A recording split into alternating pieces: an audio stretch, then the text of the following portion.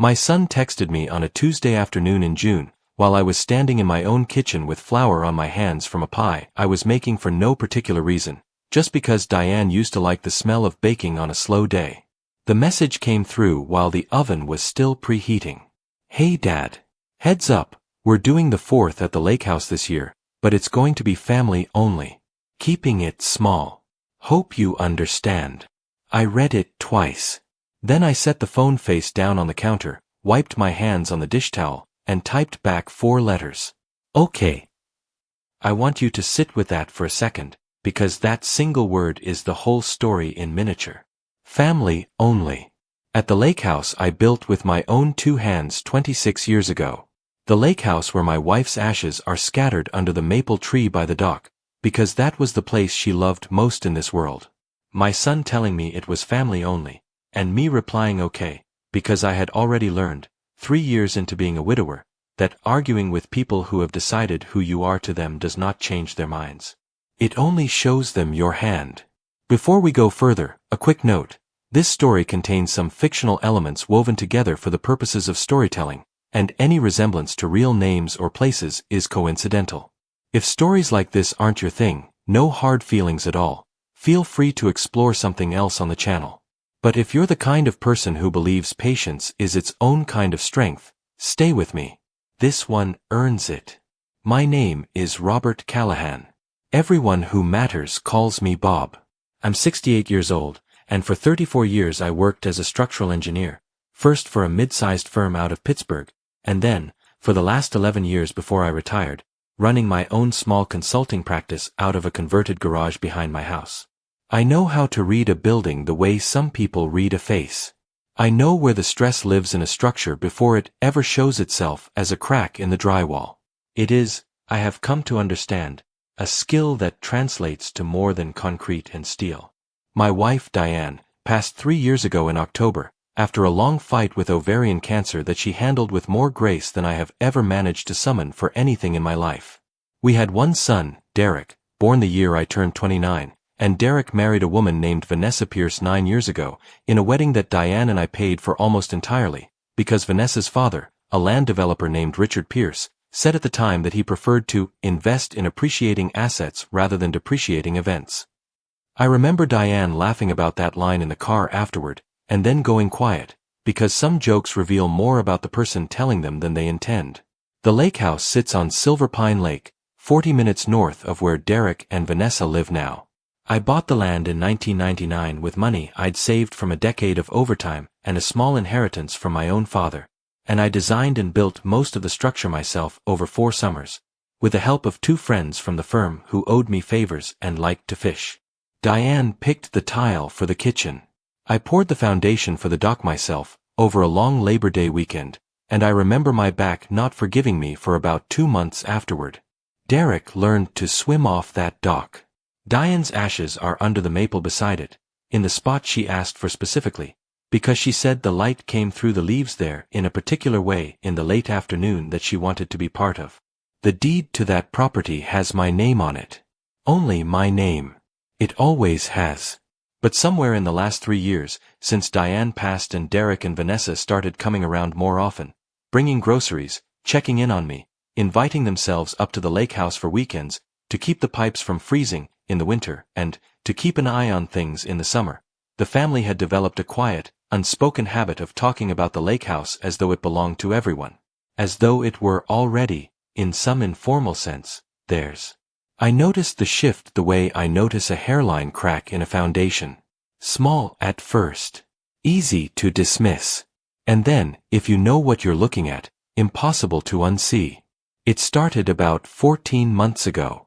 I drove up one Saturday in April to open the place for the season, the way I'd done every spring since we built it, and I found 3 empty wine bottles in the recycling bin that I hadn't put there, and the thermostat set 4 degrees higher than I ever kept it. Small things. The kind of things you tell yourself mean nothing. Derek had a key, after all. I'd given him 1 years ago for emergencies, and it wasn't unreasonable that he and Vanessa might have driven up on their own for a weekend without mentioning it. Then, in August of last year, I drove up unannounced on a Wednesday to fix a dripping faucet in the guest bathroom, and I found a folder on the kitchen table. Not hidden. Just sitting there, the way people leave things when they don't expect anyone else to see them. It was a printed real estate appraisal, prepared by a firm out of the county seat, for the Callahan lakefront parcel, Silver Pine Lake.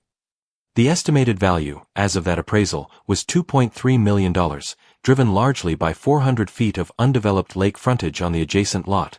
A lot that I also owned, that I'd bought 15 years ago specifically so no one could ever build too close to us, and that Derek had once, as a teenager, called Dad's stubborn empty field.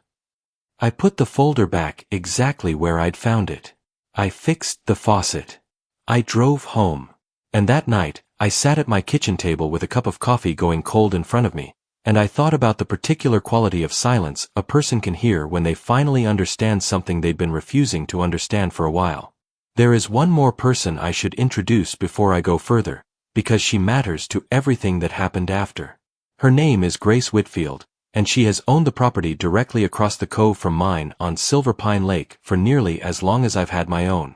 Grace is 72, a retired high school biology teacher, widowed herself for almost a decade, and the kind of neighbor who notices things not because she is nosy, but because she has spent her whole life paying close attention to living systems, to the small signs that tell you whether something is thriving or beginning to fail. She and Diane had been close, in the easy, unforced way that women sometimes are when they've shared a shoreline and a few dozen summer evenings on each other's docks. After Diane passed, Grace had taken to calling me every couple of weeks, not to check up on me exactly, just to talk, the way old friends do. It was Grace who first mentioned, almost in passing, back in the spring before any of this truly began, that she'd noticed cars at my place on weekends. I hadn't told her I'd be up. I figured Derek was just enjoying the lake, she said at the time, and I remember agreeing with her, because it was the easiest thing to believe. I didn't think much of it. Not yet. It was only months later, once the appraisal folder appeared on my kitchen table, that I understood Grace's small, offhand comment had been the first crack in the foundation, the one I hadn't yet known to look for. I did not confront anyone. I want to be honest about why, because I think it matters. It wasn't fear, and it wasn't passivity. It was something closer to what I used to do on a job site when I suspected a structural problem but didn't yet have proof. I didn't tear open the wall based on a hunch. I documented. I watched. I waited until the evidence was undeniable, because an accusation without proof is just a family fight, and a family fight is exactly the kind of thing people can talk their way out of. I have spent 34 years learning that the people who cause the most damage are rarely stopped by suspicion. They are stopped by documentation. So in September, I did something I am not embarrassed to tell you about, because I built it with my own hands and I am, if nothing else, still a craftsman. There is a birdhouse on a post at the edge of the property, overlooking the driveway and the front of the house, that I built the same summer I poured the dock foundation. Diane had wanted somewhere for the wrens to nest where she could watch them from the kitchen window. I took that birdhouse down for what I told anyone who asked was routine maintenance, repainting, replacing a rotted post, and I brought it home to my garage workshop. I fitted a small weatherproof camera inside the roof peak, angled through a discrete slot I cut and trimmed with a router so it looked like ordinary ventilation. The camera ran on a battery pack I could swap out every 6 weeks, and it uploaded footage automatically to a private cloud account anytime it found a wireless signal, which the lake house's guest network reliably provided. I reinstalled the birdhouse in October. Nobody noticed. Nobody would have any reason to. I am telling you this in detail because I want you to understand something about people like me. We do not shout. We do not slam doors or make ultimatums. We build things quietly, the way we've always built things, and we wait for the moment when waiting is no longer the right thing to do. In the weeks leading up to that holiday weekend, Grace called me twice with small updates that, at the time, I filed away without fully understanding their weight. In late June, she mentioned that a survey crew had been out on the adjacent lot, my empty parcel, the one Derek used to call Dad's stubborn empty field, measuring the shoreline with equipment she'd never seen a simple boundary survey require. Might be nothing, she said, but it seemed like an awful lot of fuss for a fence line. I thanked her and told her to let me know if she saw anything else. I did not, at that point, tell her about the camera in the birdhouse, or the appraisal, or the paperwork with my forged interest sitting untouched in a drawer at home. Grace Whitfield is many things, but she has never once in her life been a woman who could hide what she was thinking on her face, and I needed, for a little while longer, for absolutely no one to know that I already understood more than I was letting on. That moment arrived on the 4th of July. After Derek's text, "Family only, hope you understand," I did exactly what I told him I would do. Nothing. I did not drive up uninvited. I did not call to ask why. I spent the holiday weekend at home, mowing my lawn and grilling a single chicken breast for myself on Friday evening, feeling, if I'm honest, a loneliness so complete it had its own weight, like a coat I couldn't take off. But I also checked the camera feed. Twice a day. Because I had a feeling, the same kind of feeling I used to get walking into a building that hadn't failed yet but was going to. On the morning of July 3rd, the footage showed 3 unfamiliar vehicles arriving at the lake house. Not family. A silver sedan with a real estate agency's magnetic sign on the door. A pickup truck with survey equipment in the bed. And a black SUV that, when the driver stepped out, I recognized immediately, even in the grainy overhead angle.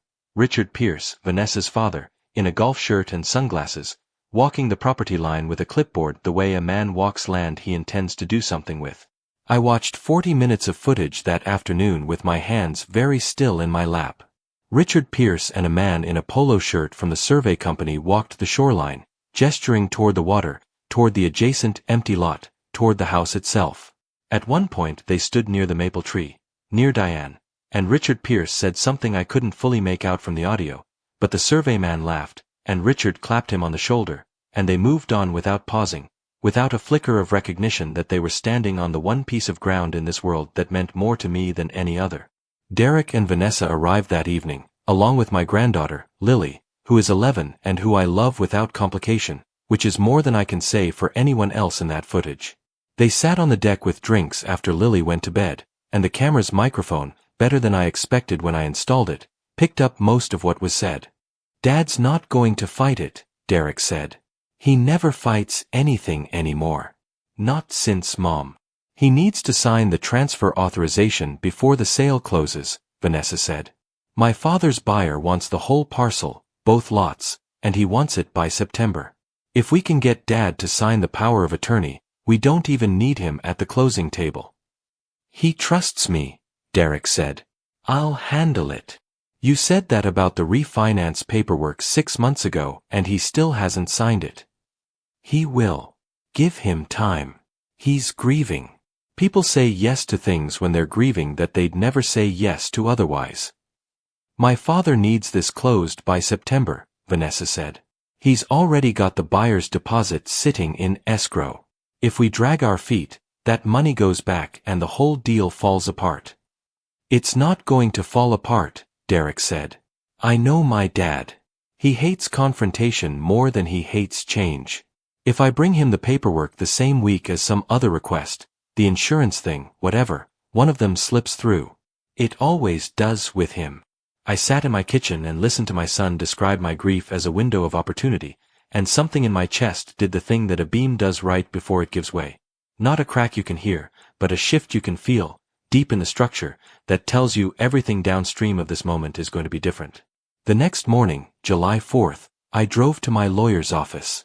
Not the office of a lawyer I'd used casually over the years for wills and small matters, but the office of a woman named Susan Marsh, who I had met 8 years earlier when she handled the sale of my consulting practice, and who had a reputation in 3 counties for being the kind of attorney who read every document twice and trusted nothing on the strength of a handshake. Susan's office was closed for the holiday, but she'd given me her cell number years ago and told me, only half joking, to use it if I ever needed to. I called. She answered on the second ring, heard 30 seconds of what I had to tell her, and told me to come to her office at 9 the next morning, holiday or not. I brought her everything. The appraisal I'd found in August. Photographs I'd taken of the refinance paperwork Derek had left on my own kitchen counter back in January. Paperwork with my name pre-printed on a signature line I had never touched, for a home equity loan against the lake house that I had never requested. And a flash drive containing 40 minutes of video and audio from a birdhouse camera, time-stamped, dated, and entirely legal, since Pennsylvania, like the state I actually live in, which I won't name for privacy's sake, but which follows similar law, Permits recording on your own property in common areas where no one has a reasonable expectation of privacy, particularly when the recording device is on your own land and you are a party present in the recorded conversation's vicinity through your own property. Susan watched the footage twice without saying a word. When it ended the second time, she set her pen down on her legal pad, which I had learned over the years was her version of a gasp. "Bob," she said, "this is not a family disagreement anymore. What you're describing, pressuring a grieving parent to sign a power of attorney under false pretenses, forging preparatory documents in anticipation of a signature that hasn't been given, coordinating a third-party sale of a property you haven't agreed to sell, this has a name.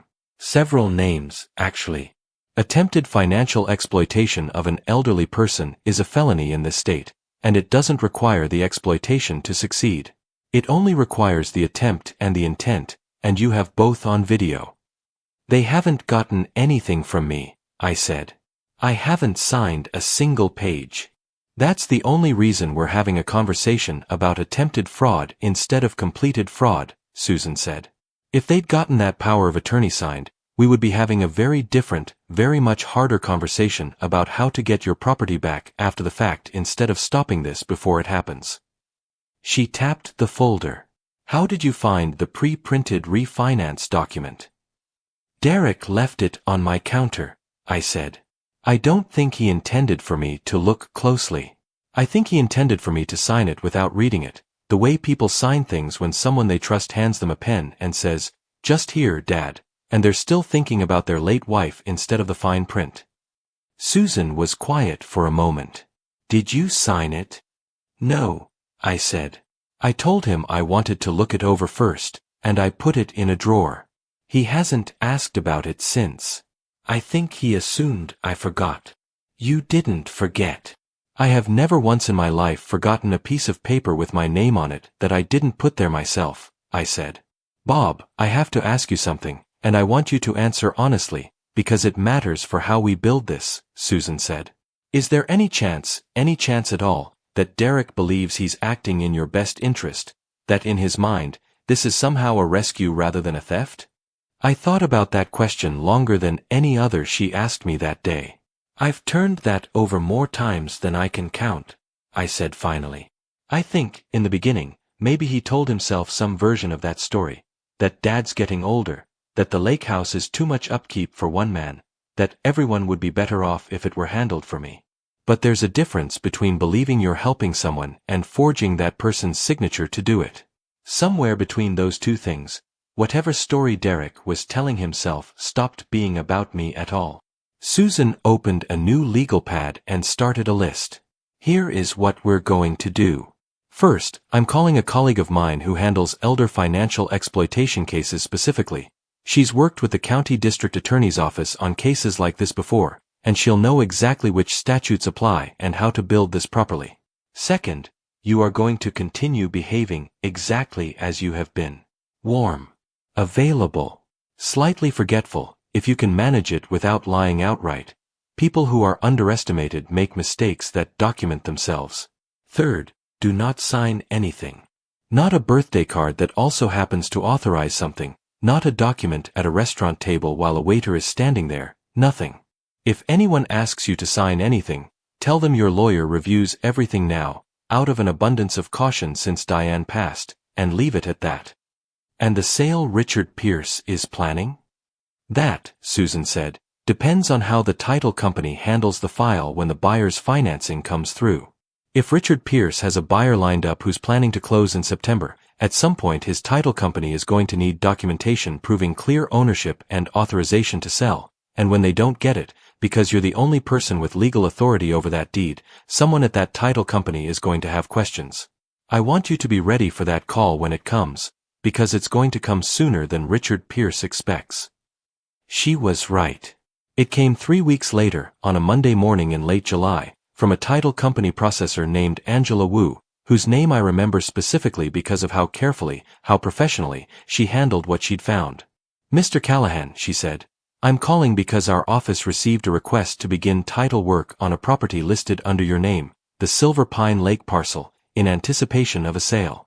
The request came through with a power of attorney document naming your son, Derek Callahan, as your authorized representative for the transaction. Before we proceed any further, our compliance department requires us to verify directly with the property owner that this authorization is legitimate, given the value and nature of the transaction. Sir, did you execute a power of attorney authorizing your son to sell this property? I sat very still in my kitchen, in the exact chair where I'd been sitting when Derek's text first came through in June. No, I said. I did not.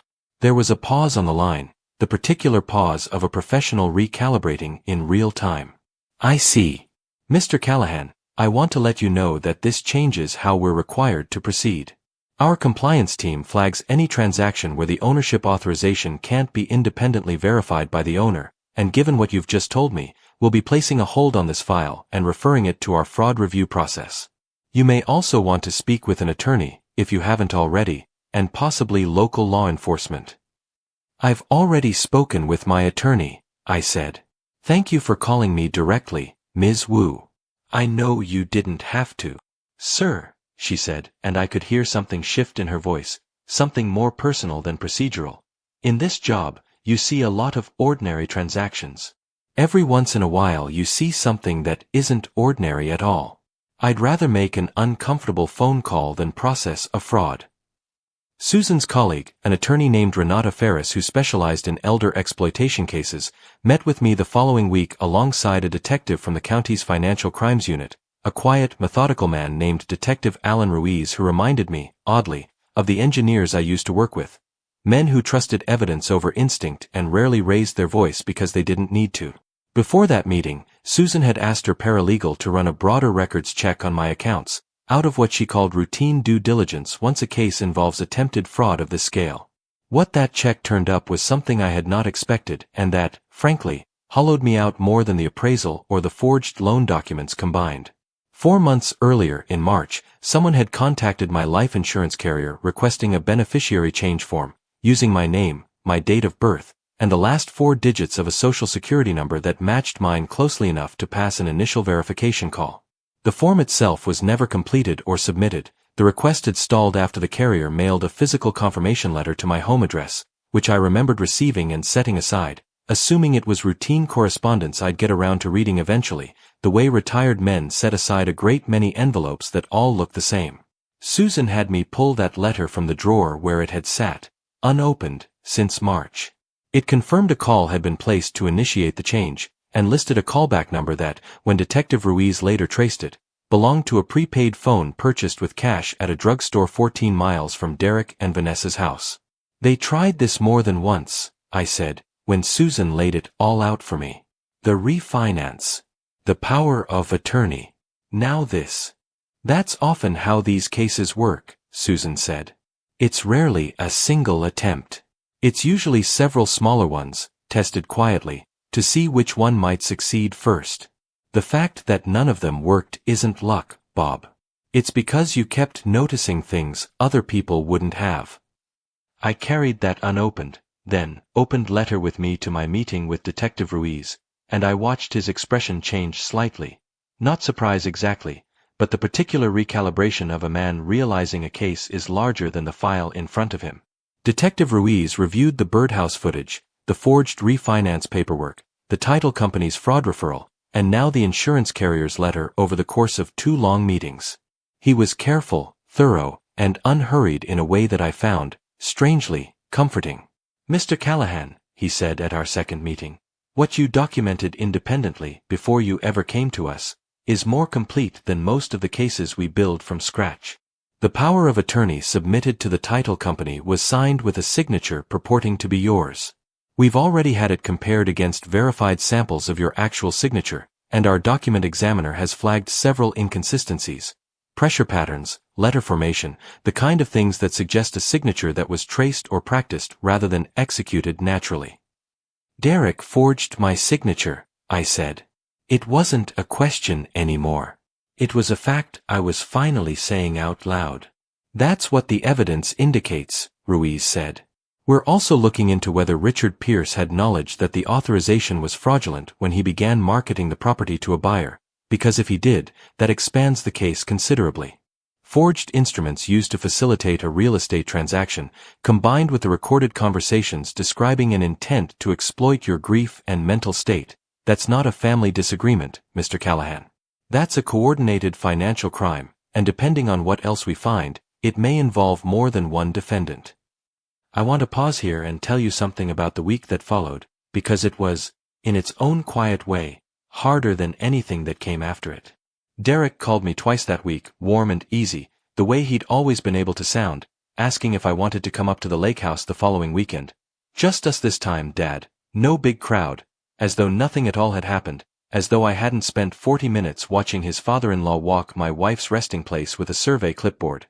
I told him I had a doctor's appointment. I did not tell him what kind. I remember standing in my kitchen after that second call, phone still warm in my hand, and feeling something I hadn't expected to feel at all, which was doubt.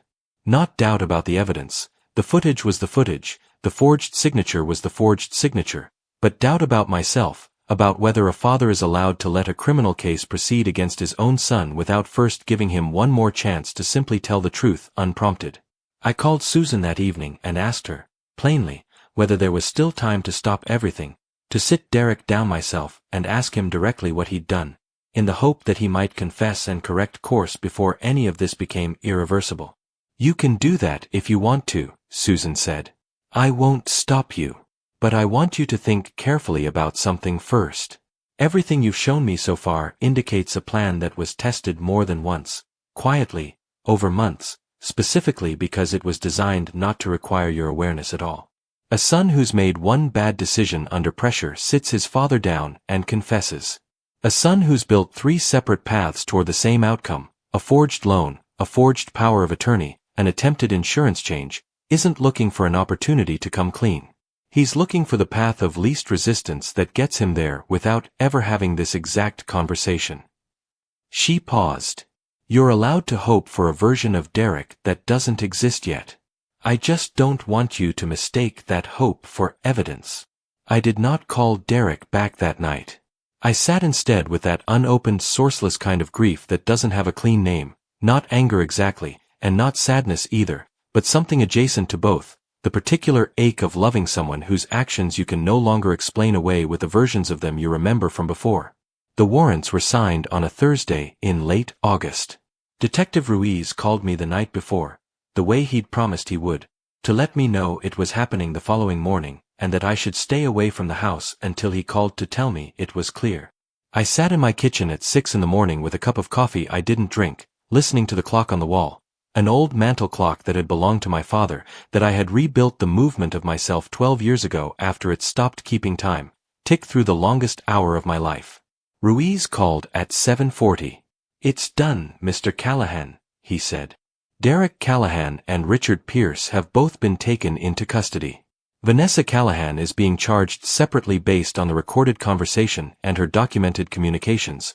She's cooperating with an attorney but has not yet been arrested pending further review, though charges are likely. I want you to know the process from here moves on the system's timeline, not yours. There will be arraignments, likely a grand jury given the financial complexity, and it may be many months before anything resembling a resolution.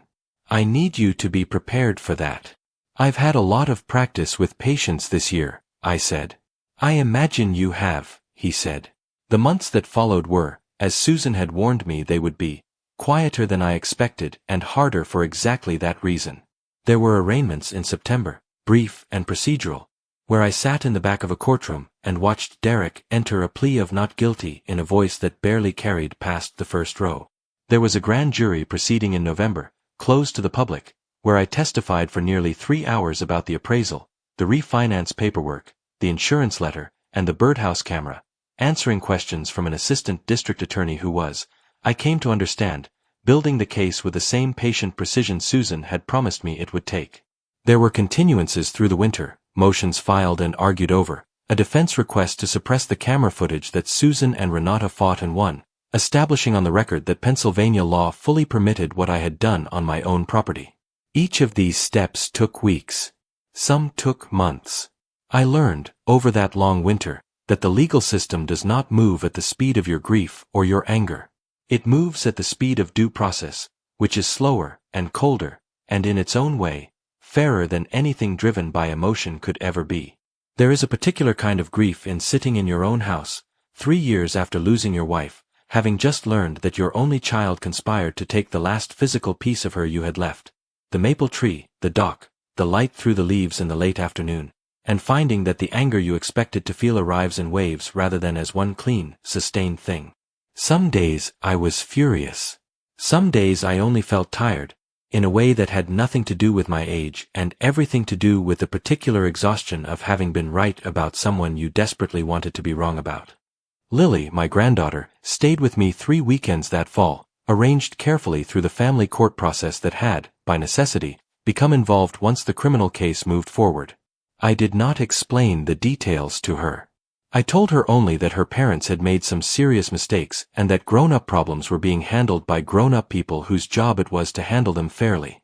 She asked me once, sitting on the dock at the lake house, because I still went up there, every week, more determined than ever to keep it exactly as it was, whether we'd still be able to come here together. I told her that as long as I had breath in my body, that answer would always be yes.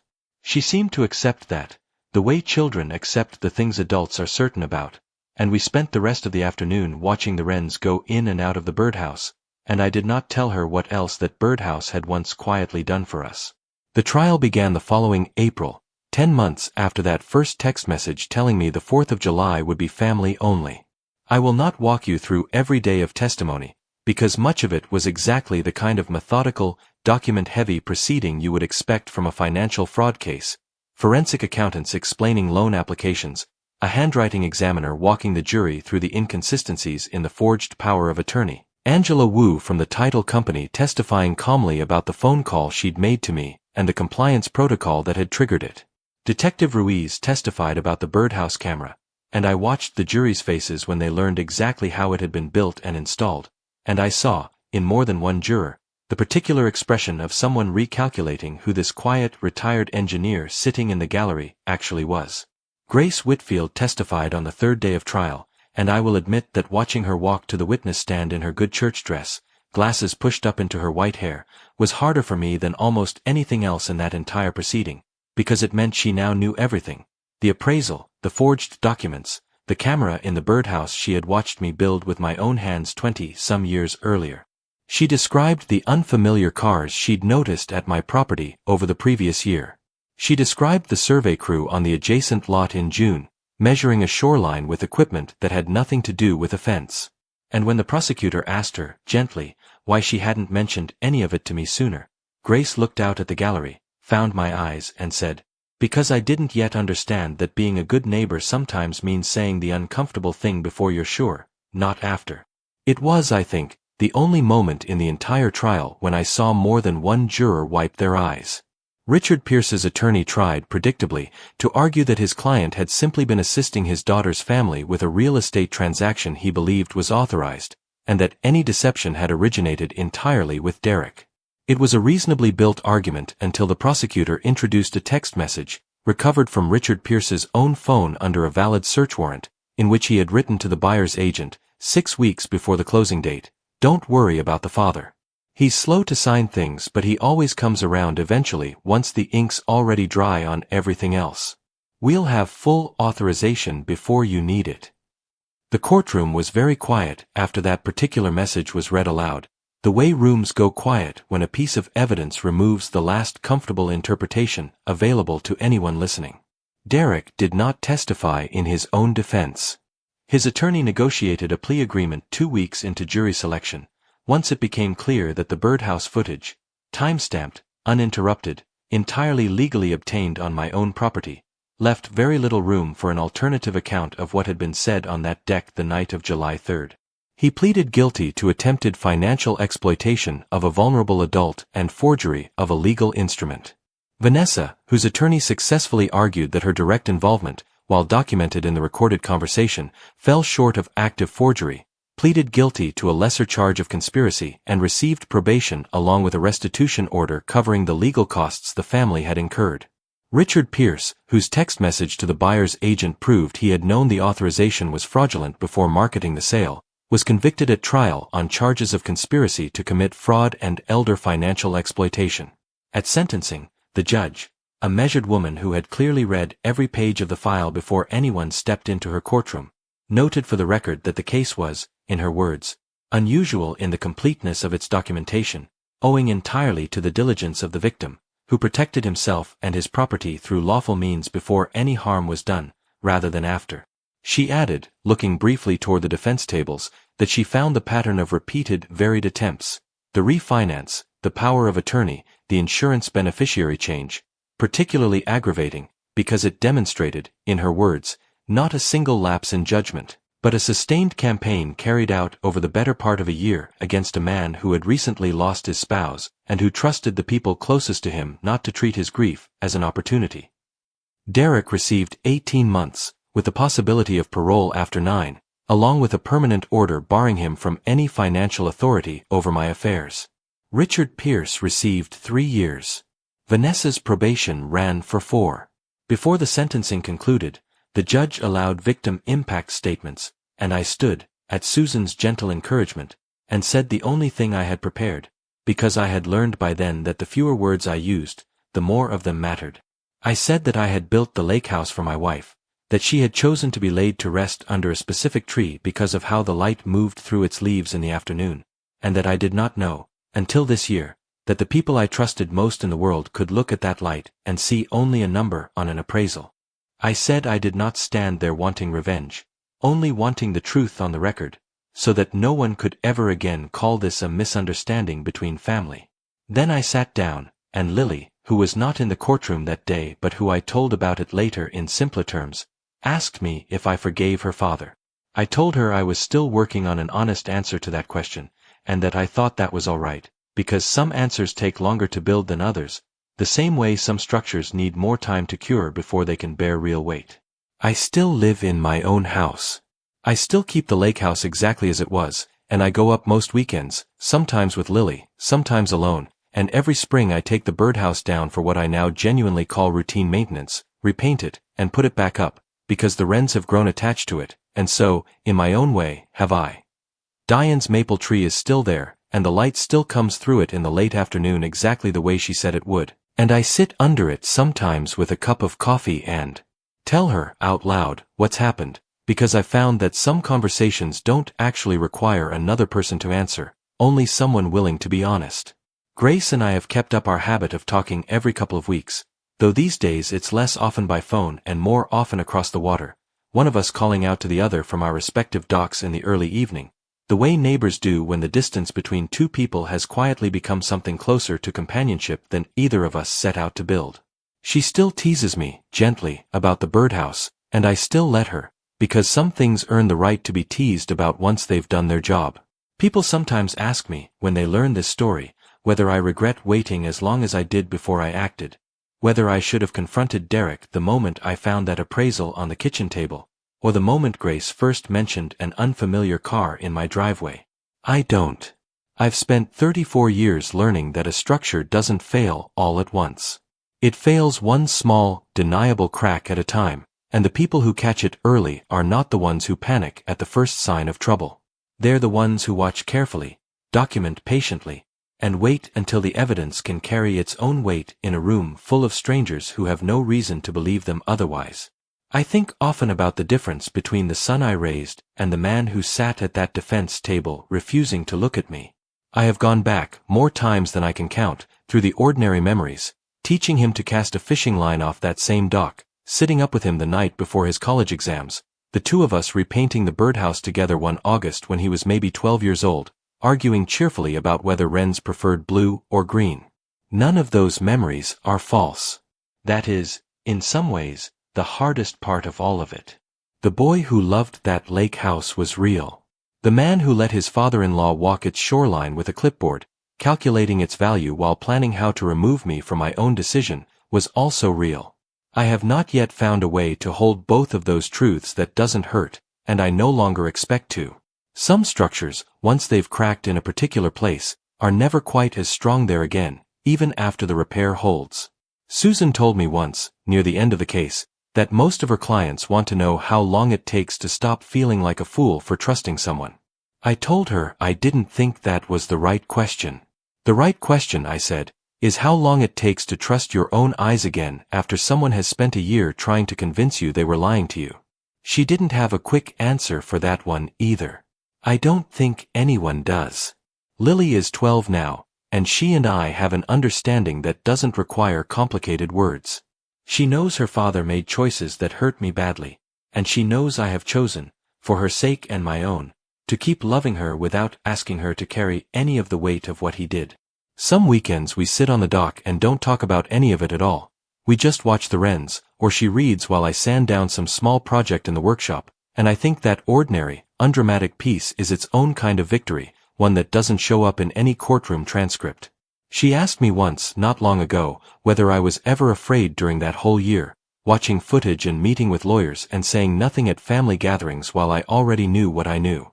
I told her the truth, that I was afraid almost every day, but that being afraid and being patient turned out to be things a person could do at the same time, as long as they didn't let the fear be the one making decisions.